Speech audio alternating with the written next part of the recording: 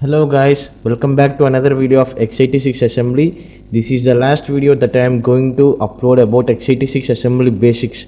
From next video onwards I am going to focus about Metasploit development. I mean how to create socket, how to create reverse shell TCP or bind TCP using x86 assembly. I am going to upload about these topics from tomorrow onwards, or it may get delayed because I need to learn how to create sockets in x86 assembly as I am new to this platform.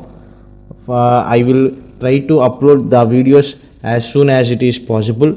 Let's see about memory management in this video. Okay, you know all about all system calls. See here, the BRK system call will allocate the memory. It is a type of system call that will help when we need to allocate the memory dynamically.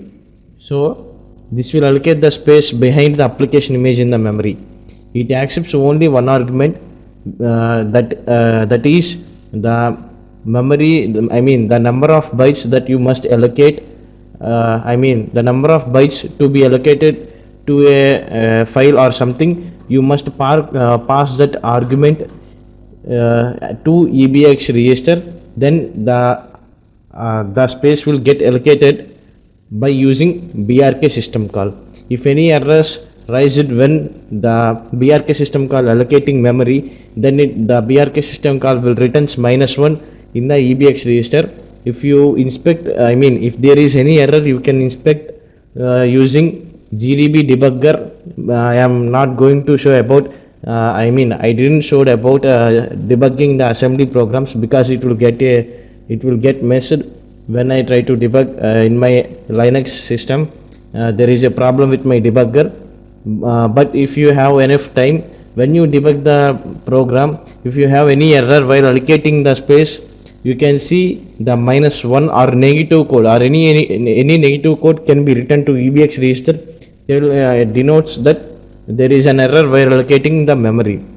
So these are the major points that you must remember when you are dealing with memory management in x86 assembly. Let's go to a practical program to show how memory will be allocated using BRK system call. This is a program that will allocate 16 kilobytes of memory. Okay, let's see the mechanism how the BRK system call will allocate the 16 kilobytes of memory to our program. Okay, here section dot data. All members know what is the use of data section. In here we will allocate the variables. We define the variables and allocate the memory. And here all members know what is the use of this equivalent directive. It will return the length of this message even if you don't count or you manually given the number of bytes that are allocated to the message by passing through it EDX register. You don't need to count like 1 2 3 4 5 like that. If you write this instruction, it will automatically returns the message length for you. And here in text section, our main code will start here in our start label. Here the 45 argument, if you pass argument number 45 to EAX register, then it will invoke the BRK system call. Here we are XORing the register by itself. Because XORing the registering by itself, it will set the EBX register to 0. If we did any operations on our previous programs by using our EBX register, it may store some garbage value or any arguments in our previous program.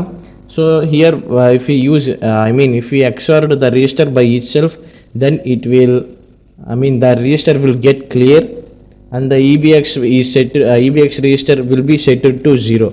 Here again we are going to interrupt our kernel, and here these we need to pass the number of bytes to EX register. Sorry, I think I did a mistake in presentation. You need to pass the number of bytes to be reserved to EX register, and then we are moving to EBX register. First you need to pass to EX register and then you need to store them into EBX register. Again we are calling to BRK system call to allocate the space of 16 kilobytes. And again we are interrupting the kernel with relevant system call.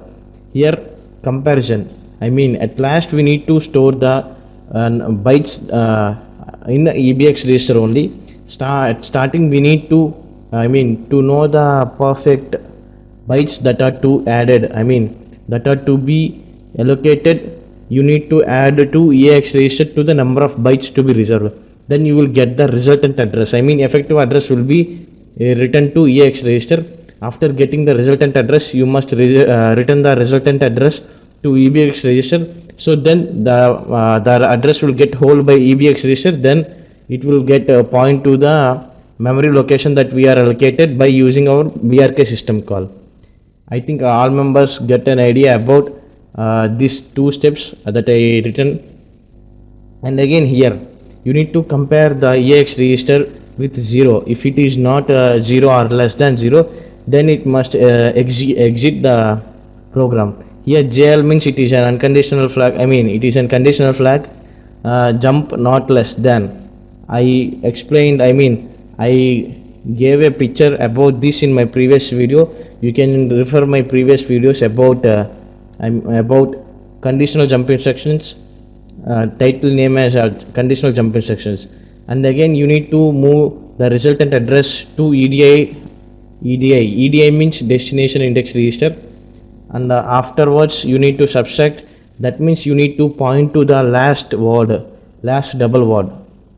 After this you need to write, I mean to E6 register you need to write the number of double watts that we are allocating. Here we are going to word, I mean here we are going to use 4096 to mention the number of D watts allocated. 4096 double watts are allocated, that we need to pass to E6 register. And again we are doing XOR with EAX register by itself to clear the EAX register. And here we need to I mean this is the, I mean when we when we mention STD instruction, it will decrement the index registers, okay. And here it will repeat the program till it get fails. And here CLD means you need to this is an instruction that request our kernel to clear our direction flag. If we clear our direction flag, then our index register and index registers will get incremented by 1, and then it will point to the next word. If we, and we are repeating these things again, and the program it will finally reaches to end of the line. Then it will get 0, and then the program will get exit. Here our exit program, I mean you people know what this thing will do. It is an system, I mean write system call. It will write the message for us that we allocated 16 kilobytes of memory. And here JL exit means here the exit system call will get exited, because here by passing 1 to EAX register, the STD out, the exit system call will get invoked. And here by setting the EBX register to 0, it automatically replace 0. Then it will also call the STD out file descriptor. At here we are going to interrupt our kernel. This is, I think this is for yes, okay, all the information I gave is correct, okay. Again we are interrupting the kernel to exit our program successfully. You can do this you can write this instruction if the registers are did not disturbed during this whole process. If the registers are disturbed, then you must set the registers to 0 before you are going to exit the program. So this is how the program, the memory management will be taken using BRK system call in x86 assembly. Let's run the program, let's compile the program and run the program. What will happen, we will see.